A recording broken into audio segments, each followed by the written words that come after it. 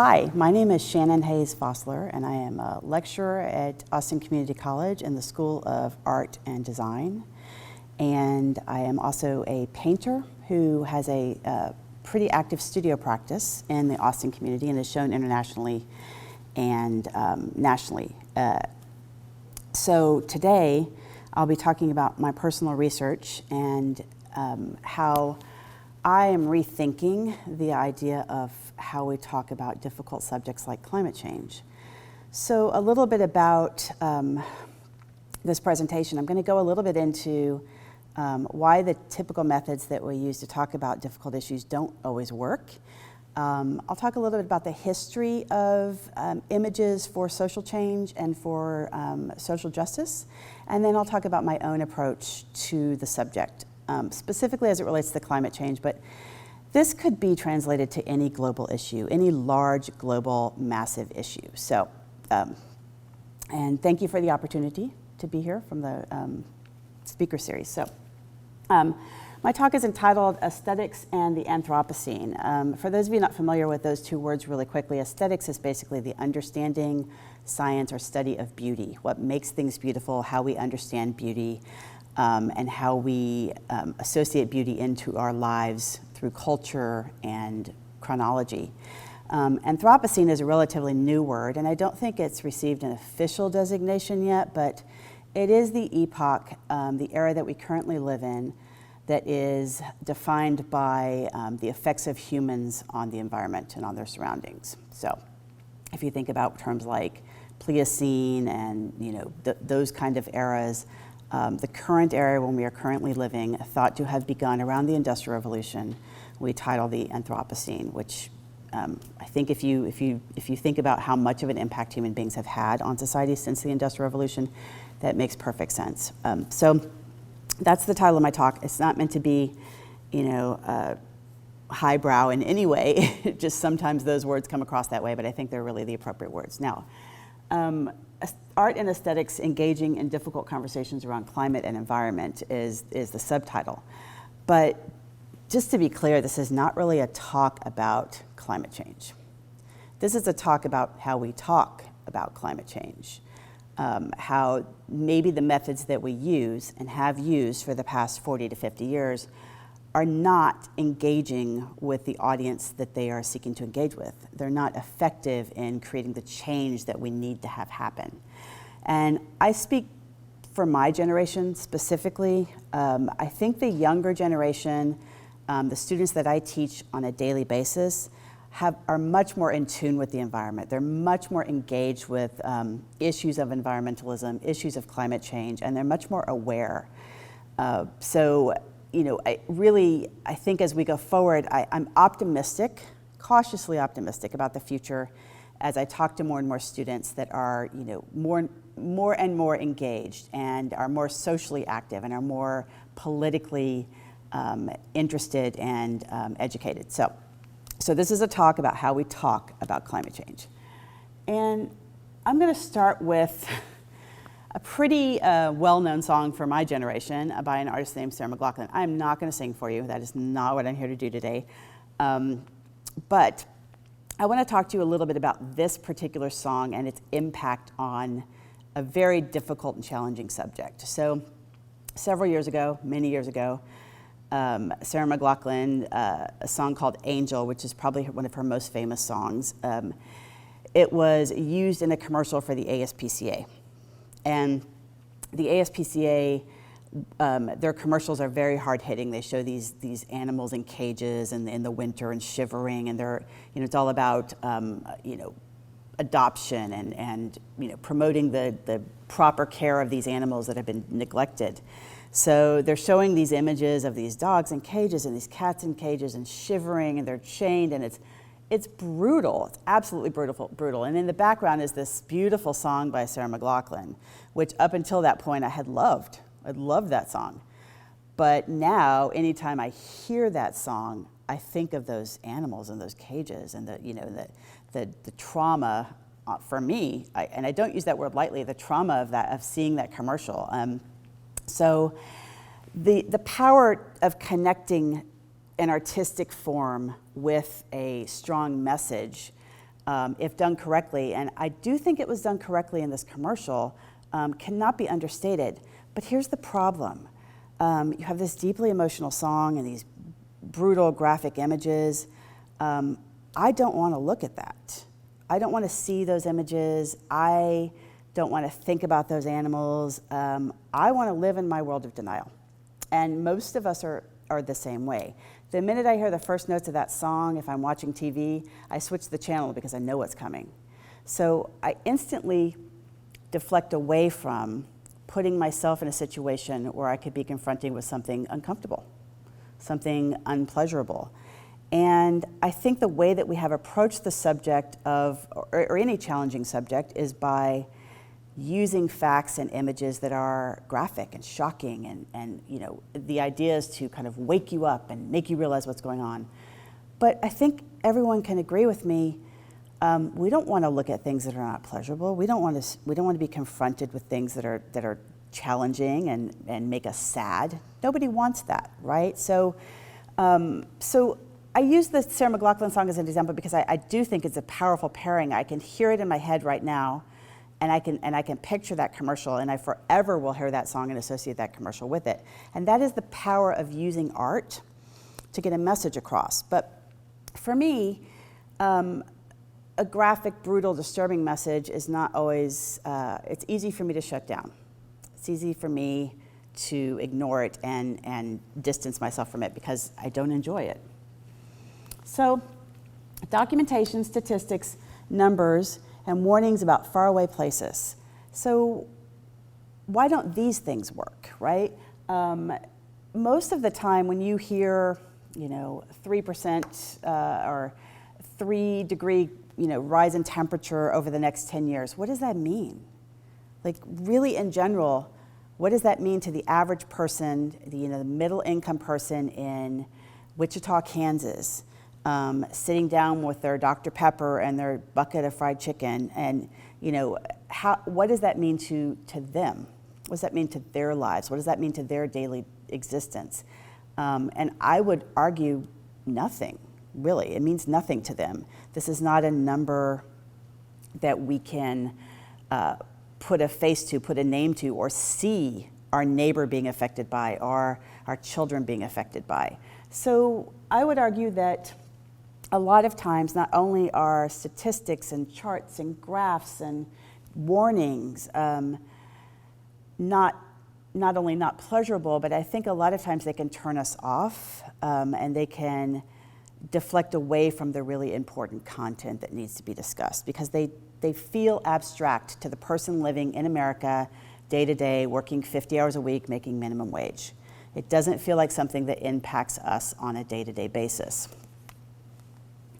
So when we think about statistics and facts and projections and infographics, and we ask why they don't work, I just mentioned that they feel distant. They feel like they don't impact us. We can't, most of us don't walk outside of our door and all of a sudden go, wow, it feels 3 degrees warmer than it did 10 years ago. And when you see numbers and statistics, I'm not a number person, I'm an artist. So as fabulous as these numbers might be, and as accurate and as hard as people have worked on them, I don't relate to them. I don't understand them. They feel abstract. And they also feel distant, geographically and chronologically. So geographically, what does glacier melt mean to me in Texas? We don't have any glaciers, right? I don't live on the coast. So, am I going to be bothered by that? Glacier melt in 20 years. In 20 years, I might not even be here. I don't have any children. So this means nothing to me. I have no point of relevance to engage with this. And while I'm, maybe on the outsides of this, and there are a lot of people that feel very strongly about, a better future for their children, I would argue that we have been aware, and I mean graphically aware, of the issue of climate change since the 70s, if not before, on a worldwide level, on a government level, on a scientific level, and we have yet to do anything monumental about it. So I would say I'm not alone in this idea of kind of pushing it off to the next generation or pushing it down the line to future generations. So It does feel a lot like it is another person's problem. If you start to think about or go down the Google rabbit hole of who will be most affected by climate change, it's marginalized communities. It's people living on the coast in Africa. It's people without the resources to get up and move inland or change their lifestyles. And again, that does not speak to the majority of us, especially as Americans. So it's really easy to think about these things as not just chronologically far away, but geographically distant, and to think about them as just abstract numbers and concepts and statistics. I have one of many infographics that you can find all over the internet. And one of the ways that, and I love an infographic, let's just be clear, I love me an infographic. But one of the ways that scientists have tried to engage the public at large with these facts is by turning them into infographics, using colors, using images. I think this is a beautiful image. I think this could be a poster I would hang on my wall. But who wants to read all that tiny print, right? And again, at the end of the day, what does 100% increase in food risk actually mean? What does that mean, food risk, right? Does it mean I won't be able to buy, my sushi at the grocery store? Does it mean that all the fish in the ocean are going to die? Does it mean that crops are going to fail, or that I won't, I'll pay $1 more for a potato? Like, what exactly does that mean, and how does it impact me on my day-to-day life? Again, it seems abstract. Beautiful images, a lot of really important people working on these things, but I would argue that also by combining this beautiful graphic with these again statistics and numbers, and as simple as these numbers are, and they're really simplified. This is the World Wildlife Foundation. It's an organization that I actually contribute to, and they do condense their information in a very democratized way. They break it down to make it as simple to understand as possible, but it still seems far away, right? So, what do we do about this? Well, one of the reactions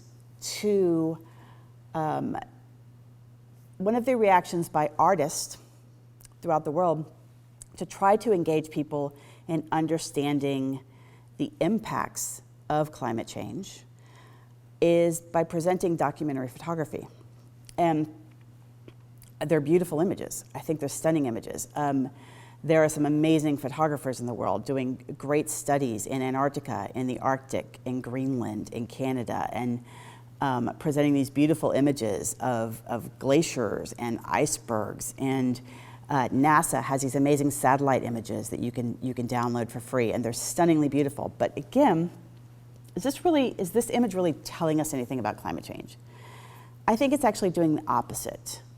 I think by presenting an image like this, we are looking at a world that has no relation to our own.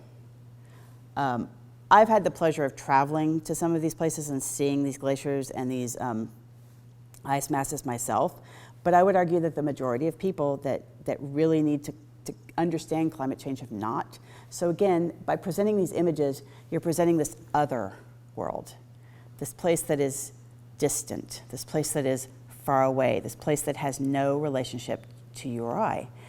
And while the images are beautiful, the beauty is putting them in this category of distance. The beauty is making them distant. So I use a lot of photography as references in my work, but I think that the prevalence of these beautiful photographs is actually a deterrent instead of engaging people in understanding what's going on here, because this doesn't feel like something I can relate to. This doesn't feel like a landscape that I can relate to. Personally, I went to Iceland to do some research.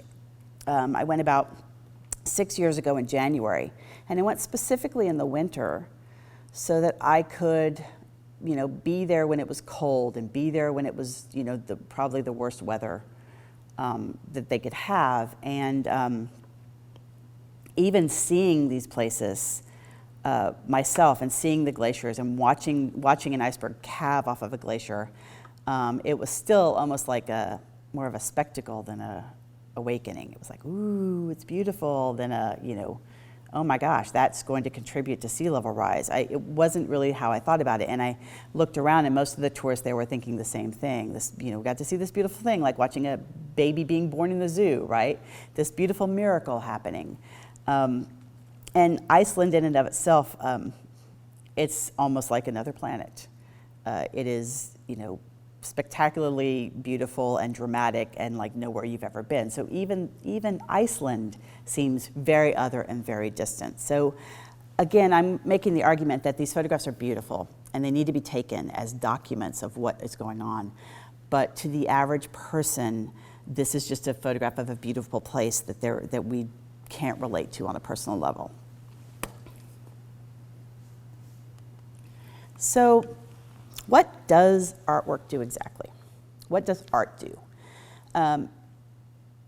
Aristotle coined the term catharsis, and I hope that it's always my hope that every student that I talk to in every class that I teach, when we talk about philosophy and we talk about catharsis, I hope that everyone can relate to this, that everyone has a song or a work of art or a place that when they hear it or experience it, they have this outpouring of emotion, this relief of emotion. Because I don't think it's a horrible thing. I think it's a beautiful thing. And this is, according to Aristotle, one of the main functions of art, of the arts, is to create this catharsis. And to go back to Sarah McLachlan and Angel, that commercial just made me sad and depressed. It didn't give me this outpouring of emotion, but I have been fortunate enough to see some beautiful artworks throughout my life that have elicited a cathartic reaction from me. Most people find it through music, through songs that they hear. And I want to use this as a jumping off point as we go forward, thinking about the perfect combination between the arts and the subject, evoking just the right emotion. Because as we all know, if you are emotionally attached to something, you are more invested in it. You are more dedicated to it. And if you can relate to it in that way on an emotional level, it will fire the neurons in your head to form permanent connections, and it will be longer lasting. So how do we do that? But not on the Sarah McLachlan side, right? Not on the horrible, I don't want to think about it, denial side. How do we do that in a positive way? How do we get people engaged in a positive way? So when we talk about shock and artworks that, like Sarah McLachlan's Angel in the SPAC commercial, artworks that are intended to kind of wake you up, shock you out of your complacency, we go back in history just a little bit to a group of artists in the 19th century known as the Romantics. And for most people, Romanticism as a movement is embodied by the book Frankenstein or the poet Edgar Allan Poe. Literature during this age was explosive. Most of us have read something from a Romantic author. But the artists are engaging with the landscape. The artists are engaging with their environments around them. One of the keys to Romantic art that is a huge shift from art before is that the Romantic artists were subjective in their approach towards art. They painted the world as they saw it, not as it actually was, but as they saw it. And they also dealt with subjects that were at hand, subjects that were recent, subjects that were happening right then and there. Most artists before that dealt with ancient history. So this was really kind of a revolution in art that happened. And it happened as a result of the Industrial Revolution and the changing of their environment. And artists wanting to show the world, show their viewers the impact of the Industrial Revolution, the impact of nature, and the impact of their changing landscape. Some of the images that we see from Romantic painters are graphic and brutal and are designed to show, think about this, we are pre-camera, right? So artists are trying to show you these kind of horrible things that are happening so that you wake up and you realize what's going on. And some of these are really beautiful and majestic images. So if we think about aesthetics and subjectivity. One of my favorite painters to start with is Caspar David Friedrich. And Caspar David Friedrich is a German romantic painter, and this is probably his most famous painting. You might have seen this painting. It's parodied a lot, and it's called Wanderer Above the Fog or Wanderer Above the Mist. And this is a great example of catharsis. For Friedrich, he believed that if you wanted to engage with God, you went into the landscape. You went for a hike. You went for a walk. You climbed a mountain. And that is where you found the sublime. That is where you had a cathartic experience. You had it with nature. So his paintings often include an individual who is unidentified, could be anyone, right? We're usually viewing them from the back, standing on the precipice of something glorious. And through these works, Friedrich is really trying to stress the importance of going outside, of seeing the world. And context-wise, 1918, I mean, this is, you know, we are feeling the effects of the Industrial Revolution. The planet has changed. And he's saying that we need to remember these places, these wild places. We need to go to these wild places. We need to engage with these wild places. And that's where the power is.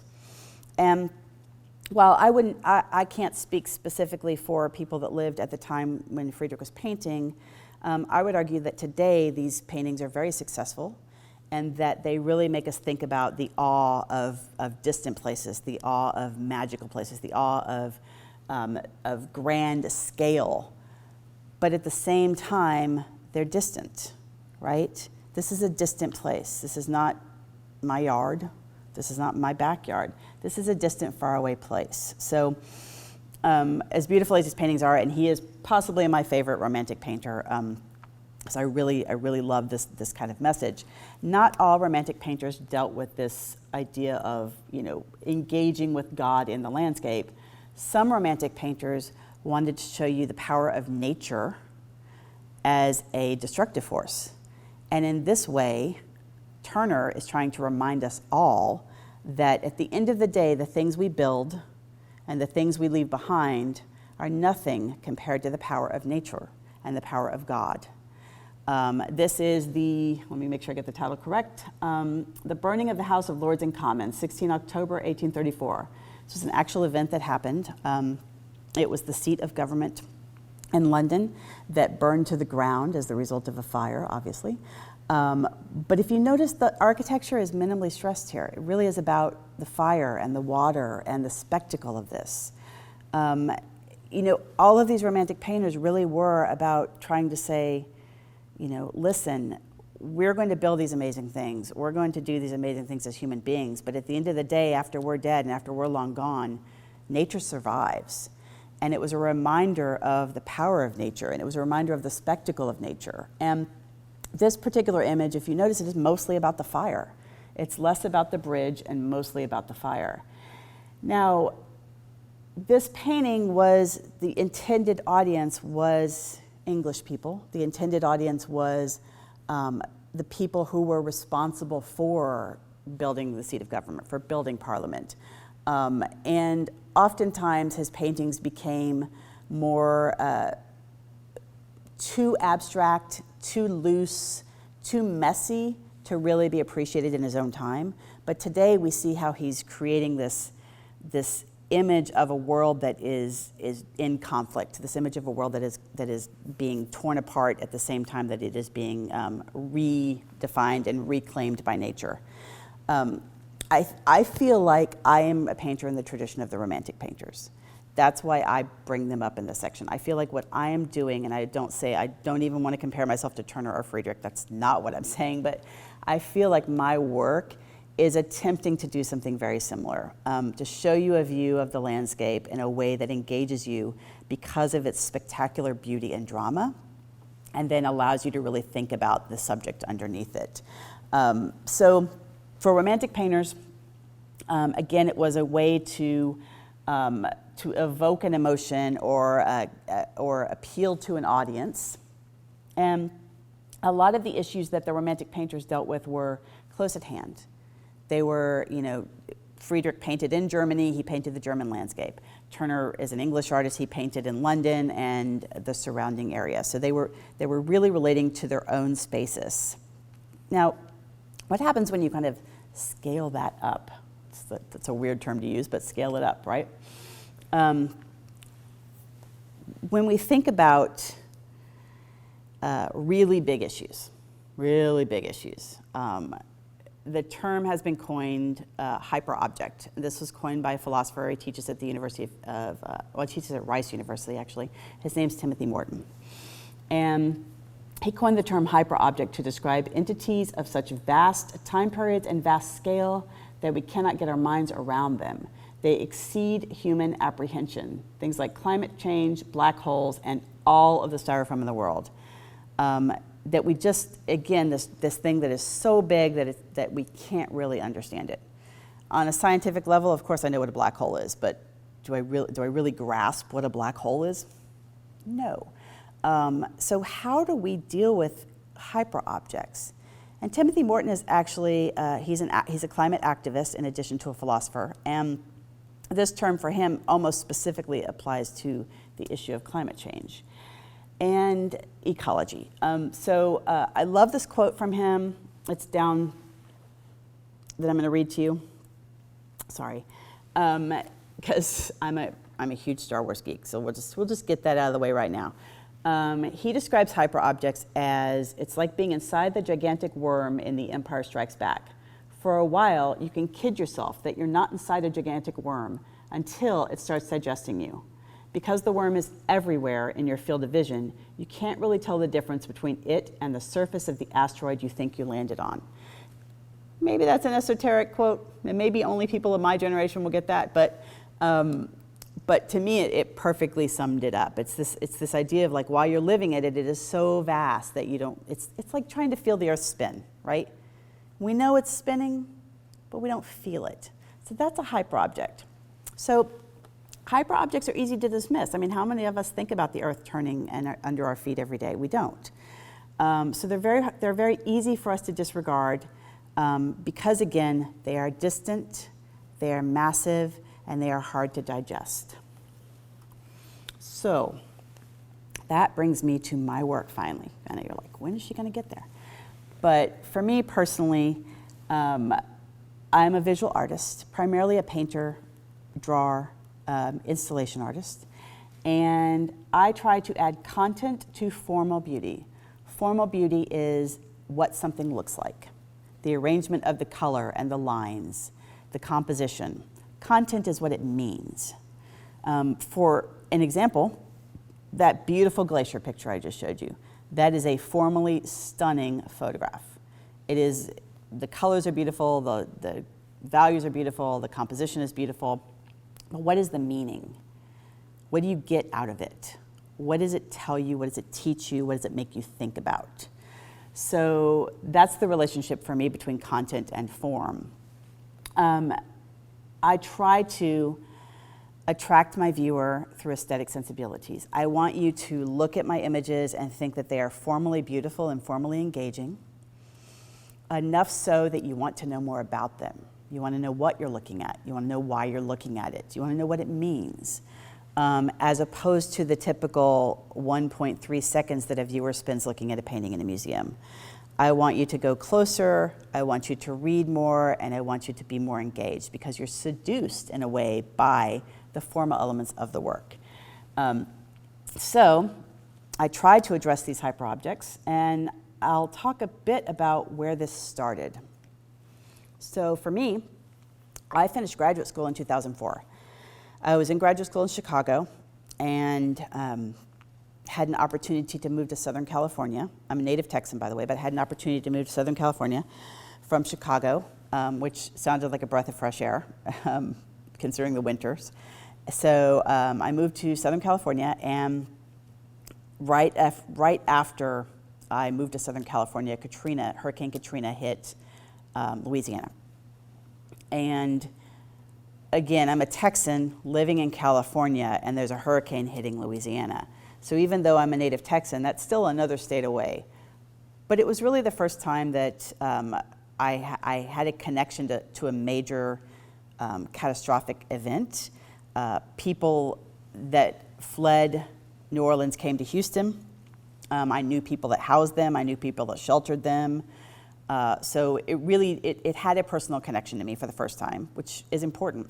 But even more interesting to me was the photographs that resulted from the devastation of Katrina.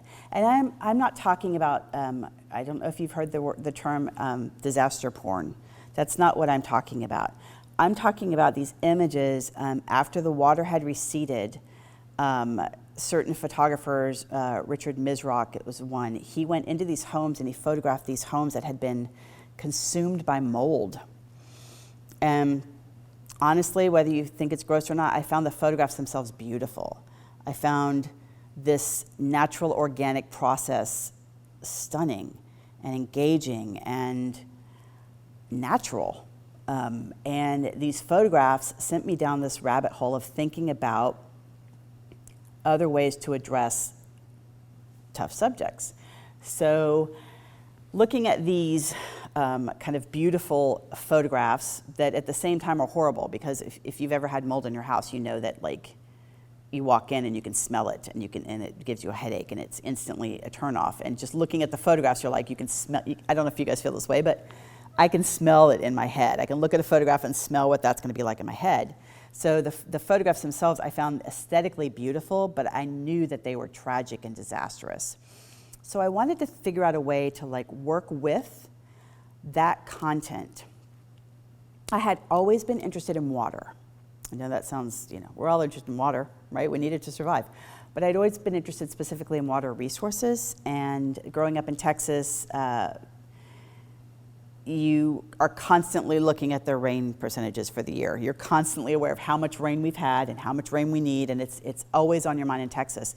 Moving to California, especially Southern California, it's completely artificial. Everything is completely manufactured there. It is geologically a desert, but they have created this fertile environment. So I was very much aware of water and water resources and the lack thereof, but I hadn't really thought about too much water before Katrina. And when Katrina happened, here was this biological document of too much water. And to me, it was beautiful. The mold itself was beautiful. The way that it spread, the colors, everything about it was beautiful. Again, as gross as you think that is, I'm a strange bird, but that is what I found. I found that it was beautiful. So I began a series of paintings which were an attempt to reconcile the idea of status and privilege and wealth with the idea that nature will reclaim it all. At the end of the day, you might have all of the beautiful things in the world, but it's all going to disappear. Again, very much in the romantic sense of things. This is a photograph of an installation that I did at the Laguna Beach Art Museum. I was given a room.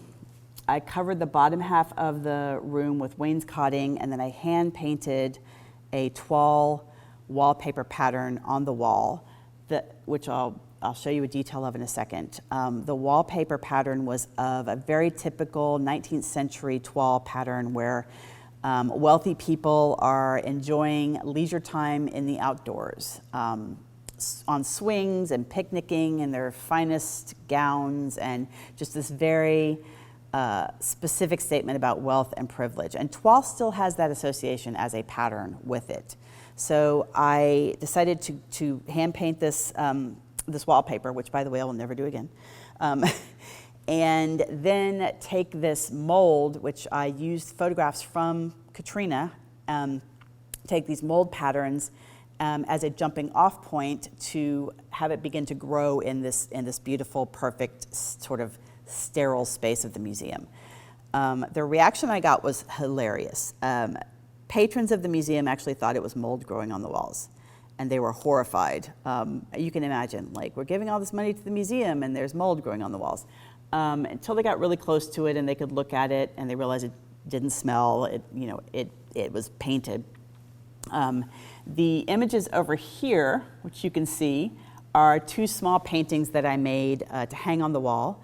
Those are both paintings of a particular cheese, which is aged in a cave, and mold is allowed to grow through the center of the cheese in this cave. So again, it's a very expensive cheese, and taken out of context, they look like abstract paintings. I placed them in these very over-the-top gilded frames. Again, very directly relating to class and status. So here's a detail of that installation. So this is where I began, and just imagine that there's 30 other paintings before this that all failed. Just imagine that. I didn't roll up one day and paint this on the wall of the museum. I'm just not showing you those paintings. But shortly after this, I felt like this was too direct. It was too specific, and I needed, again, it was too in your face. It was more document. And I needed to figure out a way to move away from document, from re-documenting what people had already seen in photographs, to something that was more abstract. And so it is from here that I started to work with food. So these are oil paintings. They're on canvas. They range in size from about 36 to 36 to 60 by 60, depending. And this was a happy accident. I was working, happy accident. I don't think my husband thought it was a happy accident, but I was working with mold in household mold, and I was doing these paintings, in museums and on canvas of household mold. And I opened my crisper one day, and there was an orange that had molded. And I looked at the orange, and of course, being the strange person that I am, I thought, that is fascinating. How far will that go? So I left it in the crisper and let it keep going for a little bit until it became really, really interesting. From that point, what I began to do, again, you might want to check your gross meter here. I took the molded food and placed it on a digital scanner and scanned it directly into the computer, and then printed out the image and worked from that. I was not interested in the fruit as a whole. I was interested in the part of the fruit that had been taken over by this other organism, and how by painting that, I'm taking it out of something that we recognize and turning it into something that is just simply what I think of as beautiful. But once you find out what it is, you kind of get that ooh factor. But I love the idea of you looking at a painting and going, wow, that is really beautiful. What is it? And then me telling you what it is, and then you freaking out. I love that. That to me is the power of art. That's the power of forcing the viewer to look at things differently, of allowing them to see things differently. When most of the time, what do we do with molded food? We toss it. We don't study it. We don't look at it. We toss it. So this is the underside of an applesauce container. I don't know how many of you have left an applesauce container in your fridge for too long, but this is what the underside of the applesauce container looks like if you choose to do that. And again, taken completely out of the realm of what you know now, you wouldn't recognize that immediately, I'm guessing. I struggled with titling these paintings also. I wasn't sure if I wanted to put underside of an applesauce container or just, untitled number 1, because I wasn't sure how much information I wanted the viewer to know immediately. So I went back and forth. Eventually I did title them, but I titled them very kind of vaguely, like applesauce or orange or lemon, or just very kind of generic and not initially recognizable. This is so after the orange and the crisper incident, according to my husband, things took a turn for the worse. I began to intentionally mold things in my house. Eventually, we got a small fridge to put in my studio because he didn't want them in the house. I did a series of lettuce, which is difficult to mold. It actually doesn't mold easily. It has to be just the right climate.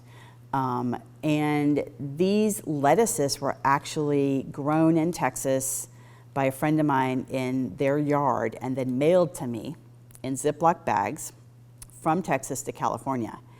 And during that mailing process, they began to rot and degrade. And then when they got to California, I left them in a humid climate, in a warm, humid area, so that they would go even further. And then they would take the Ziploc bag with the never opening it because, with the lettuce inside of it, place it on the scanner and scan it in. And this is one of the results of that. This one was called red leaf lettuce. I very much like the idea of having something that was grown in Texas by a friend of mine in her yard, and then translated into something like this, which again, I think without knowing what it is, you wouldn't have a clue what this was. Now that I tell you it's lettuce, you can start to be like, oh, I think I see some lettuce in there, but not immediately, right? So that brings me to probably the most successful of these paintings. These are both grapefruits. Actually might even be the same grapefruit. It's been a while since I did these works. But they allowed me to really get the level of detail. And for me, what was really interesting, again, is that you don't view these as what they are. Some people said they look like brains, they look like the solar system, they look like a satellite view of the Earth from space, right? They lend you to a much more open-ended understanding until you know what they are, and then they force you to rethink your expectations. I'll end that series with this one. This was a Satsuma. I feel like with the grapefruits and with the Satsuma, I had accomplished what I needed to accomplish with this series, and it was time to move on. This was probably the most successful in my opinion because a Satsuma is not a fruit that most people are familiar with, so even if you know what a Satsuma looks like, you wouldn't recognize it in this particular image. And they were successful. People were seduced by the formal beauty of them and then shocked by the content. So they did what I wanted. Did they change anyone's lives? No, but they accomplished what I wanted. So it was time to think about scale again. Scale. From micro to macro. Here I was looking at mold. Now I wanted to look globally. I wanted to look at, climate, planet, ecology. And as I moved from thinking about Katrina and mold, and I worked on that series from 2004 to probably close to 2012. So it was a huge part of my career. But it was right around that time period that I saw a photograph. And again, the power of photography, right? The power of documents. This particular photograph really shocked me. It was a really well-known photograph of a polar bear, a starving polar bear standing on a very small piece of ice in the Arctic. And I am an individual who's deeply moved by animals, and that photograph just really shook me. And I thought, and again, I'm talking to you about the photograph and I'm not showing you the photograph because I can't look at it again.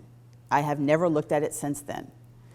But it sent me on this path of researching polar bear habitats and climate and thinking again about water and ice and habitats that humans are affecting that animals are having to deal with.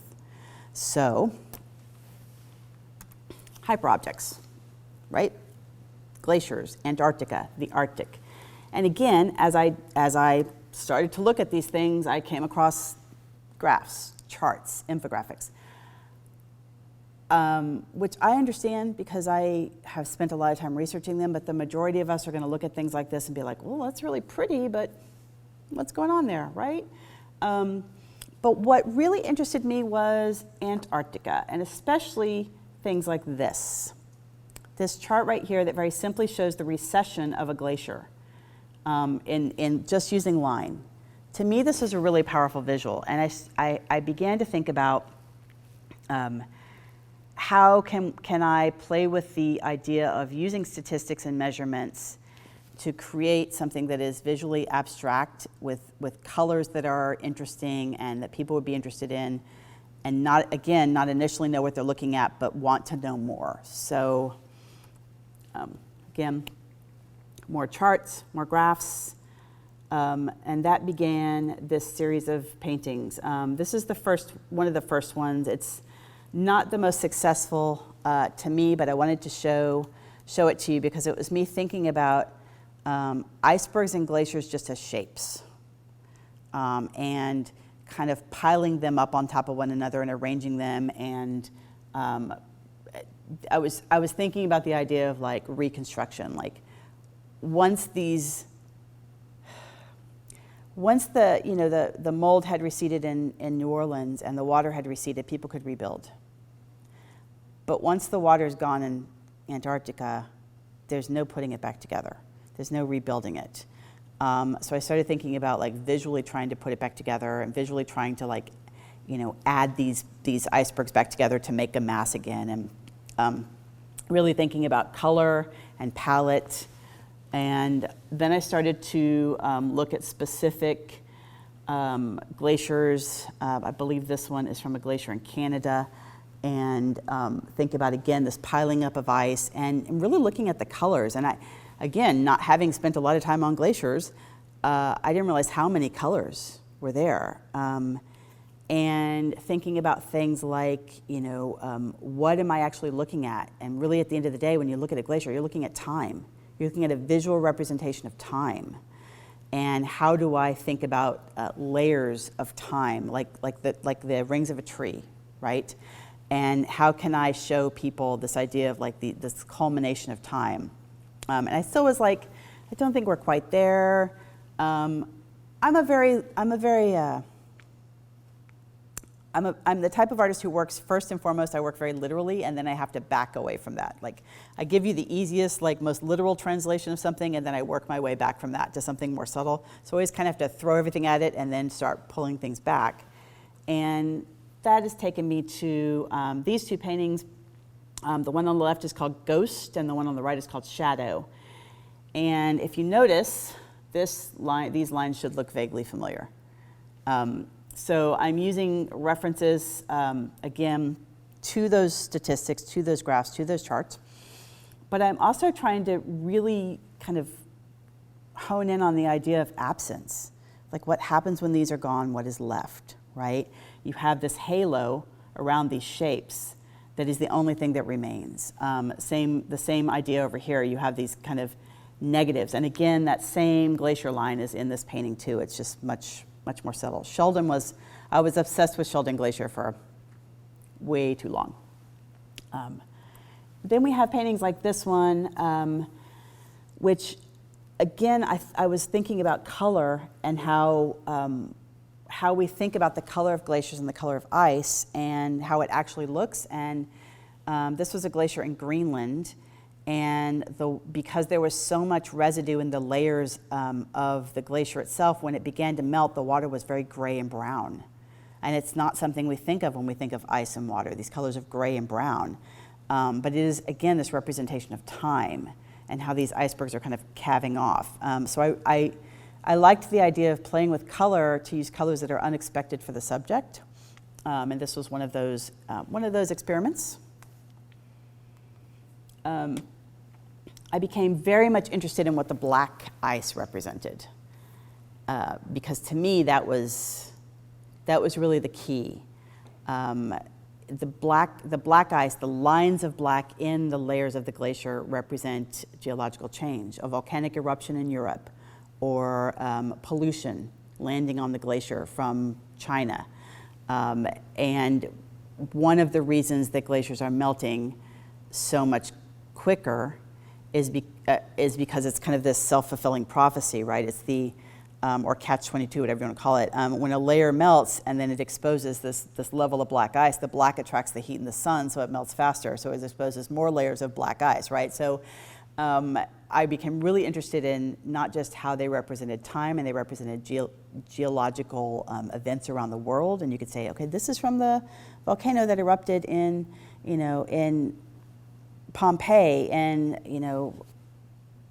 this is from the pollution of the Industrial Revolution, right? You can look at the layers, but I also was really interested in how they impacted the future of the ice, so past and future.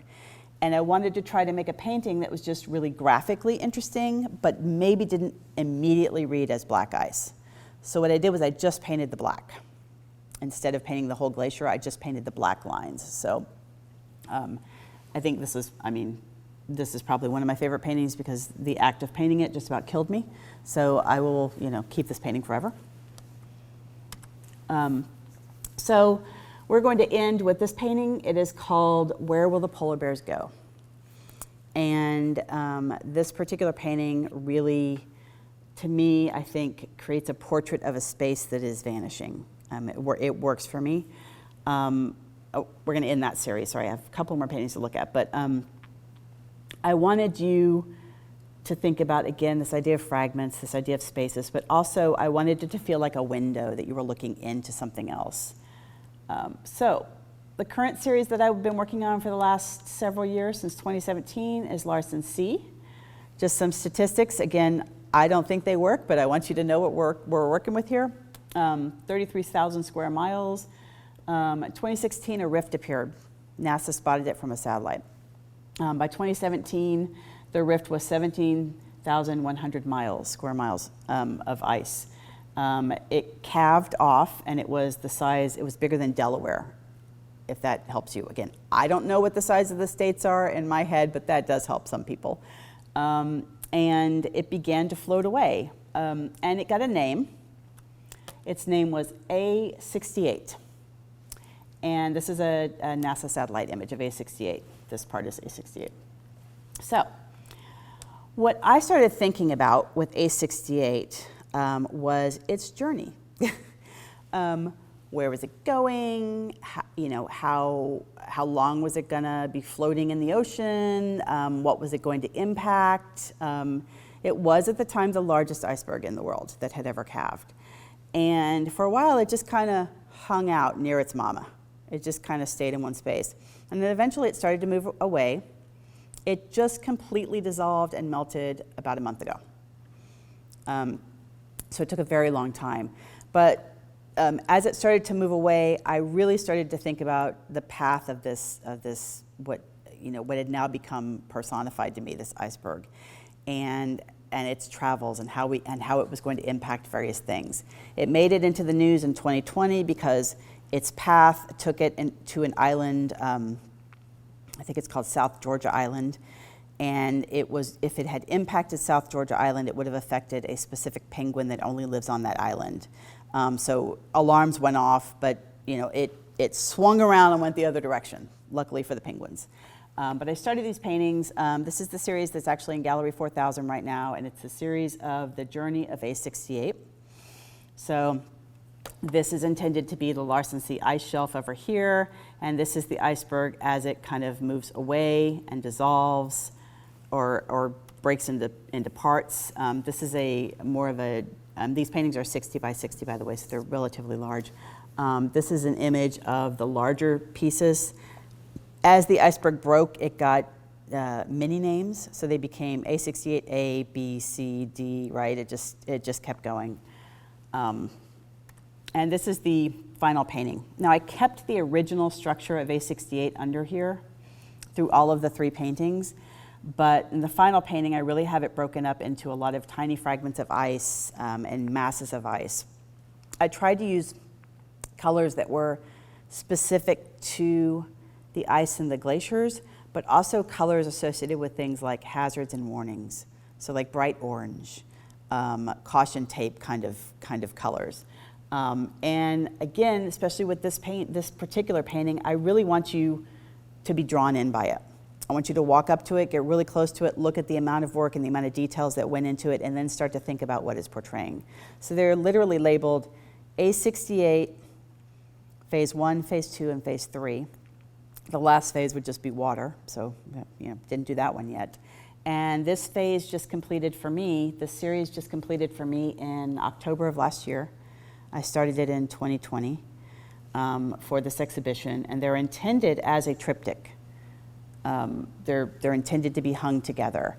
And I think that they're highly successful. I've gotten a lot of people that had heard about it, this headline on the news, but hadn't really thought about it. And then seeing the paintings, they started to think about the scale of it and the breaking up of it. And so while I don't really think I'm changing the world right now, I'm hoping to engage us in thinking about new ways of talking about difficult subjects, new ways that don't encourage denial or complacency, but new ways that allow us to see these subjects clearer and see them with purpose. So thank you for your time today.